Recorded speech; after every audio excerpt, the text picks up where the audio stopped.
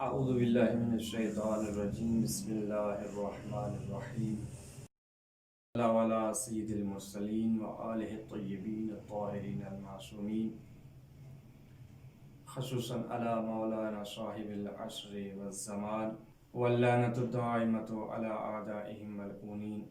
سامعین محترم، آج کا ہمارا عنوان تقلید کے موضوع پہ ہے۔ تقلید ایسا ایک عمل ہے، ایسا کام ہے جو فطری اور عقلی لحاظ سے انسان اس سے فرار نہیں کر سکتا، اس سے دور نہیں جا سکتا، اس سے بھاگ نہیں سکتا۔ انسان جب دنیا میں آتا ہے،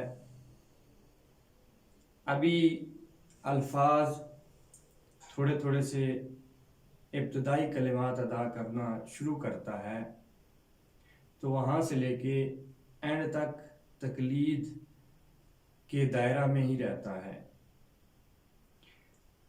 چھوٹا بچہ ہوتا ہے تو والدین کو دیکھتا ہے، ان کے الفاظ کو سنتا ہے، سن کے فالو کرتا ہے، پیروی کرتا ہے، ان کے اعمال کو دیکھتا ہے، اس کی پیروی کرتا ہے۔ یہ خدا نے انسان کی فطرت میں رکھی ہوئی چیز ہے، اور کسی کے فعل، کسی کے عمل، کسی کے حکم، کسی کے قول کی پیروی کرنا، اس کو فالو کرنا، اسی کا نام تقلید ہے۔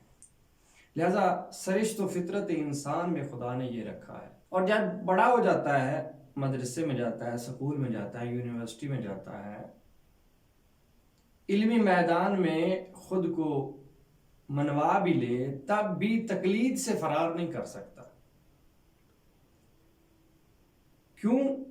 اس لیے اس کی مثال سے میں اگر ظاہر کر دوں تو بہتر ہوگا کہ ایک ڈاکٹر جس نے کسی ایک خاص مورد میں پی ایچ ڈی کی ہو، اسپیشلسٹ ہو، مثلا آنکھ کے مورد میں آئی اسپیشلسٹ ہو یا کوئی اور، یہی اتنا پڑھا لکھا انسان ہم دیکھتے ہیں کہ جب گھر بنوانا ہو تو اپنا علم نہیں بلکہ انجینئر اور مستری کے علم کو مانتا بھی ہے اور ان کی تقلید بھی کرتا ہے، وہ جیسے کہیں گے ویسے کرے گا۔ کیوں؟ یہ ایک فطری عمل ہے، یہ ایک عقلی عمل ہے۔ نہ صرف اس عمل میں جو ادیان الہیہ کے قائل ہیں وہ اس عمل اور اس فعل کو اپناتے ہیں، بلکہ وہ جو خدا کو نہیں مانتے وہ بھی تقلید سے فرار نہیں کرتے۔ لہذا یہ عقلی اور فطری عمل ہے۔ ہاں، ہم قرآن میں دیکھتے ہیں کہ اس فطری اور عقلی عمل جو ہے، کچھ آیات ہمیں ایسی ملتی ہیں جو ہمیں یہ بیان کرتے ہوئے نظر آتی ہیں کہ خدا نے تقلید کی ممانعت فرمائی ہے، تقلید سے منع کیا ہے۔ کہاں فرمایا؟ کافی ساری آیات اس مورد میں موجود ہیں، نمونے کے طور پہ ہم عرض کریں گے۔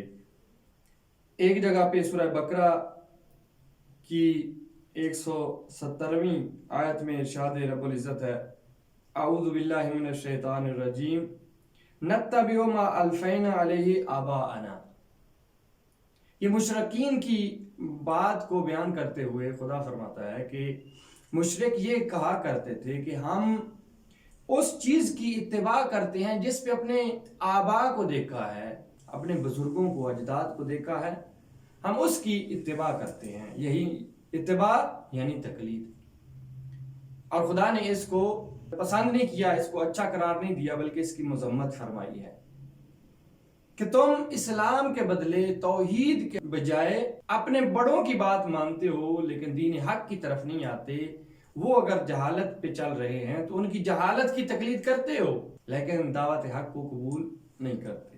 یا ایک اور جگہ پہ ارشاد فرمایا، اِنَّا وَجَدْنَا آبَاءَنَا عَلَىٰ أُمَّةٍ وَإِنَّا عَلَىٰ آثَارِهِمْ مُقْتَدُونَ، کہ ہم نے اپنے آبا کو، اجداد کو ایک امت پہ، ایک روش پہ، ایک طریقے پہ پایا اور ہم انہی کے آثار کی اقتداء کرتے ہیں۔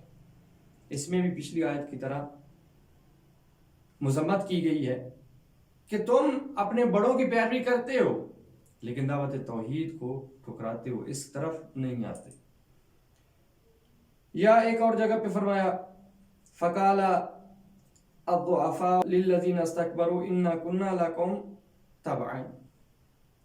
اس آیت میں بھی وہی طریقہ، وہی روش، اسی ذریعے سے خدا نے مذمت فرمائی۔ اور ایسی اور بھی آیات ہیں، یا ایک آیت میں فرمایا انا اطعنا ساداتنا وکبراءنا فاضلونا۔ یہ قیامت کے دن کی حکایت کرتے ہوئے خدا بیان کر رہا ہے کہ قیامت کے روز جب ان کو جہنم کی طرف لے کے جایا جا رہا ہوگا تو وہاں پہ یہ کہیں گے کہ بے شک ہم نے اپنے بڑوں کی، حکمرانوں کی، یا جو ہمارے جن کو ہم لیڈر سمجھتے تھے، ہم نے ان کی اتباع کی، تقلید کی، اپنے بڑوں کی تقلید کی، فَأَضَلُّونَا، تو انہوں نے ہمیں گمراہ کر دیا۔ یعنی ان آیات میں خدا نے تقلید کی مذمت کی ہے۔ لیکن جب ہم کلی طور پہ اس کو دیکھیں گے تو جیسا کہ ہم نے پہلے عرض کیا کہ فطری طور پہ تقلید ایک ایسا عمل ہے کہ جو انسان کی فطرت میں ہے، اور ادھر خدا نے ان آیات میں تقلید کو ممنوع قرار دیا ہے، تو اس میں تعارض ہے۔ جب اس کو حل کریں گے، اس کی سولوشن دیکھیں گے، تو ہمیں یہ نتیجہ ملے گا کہ عقائد میں، اور وہ عقائد کہ جو عقائد بغیر دلیل کے ہوں، اور اندھی تقلید، جہالت میں اندھی تقلید، ایسی تقلید کو خدا نے منع کیا ہے، ممنوع قرار دیا ہے۔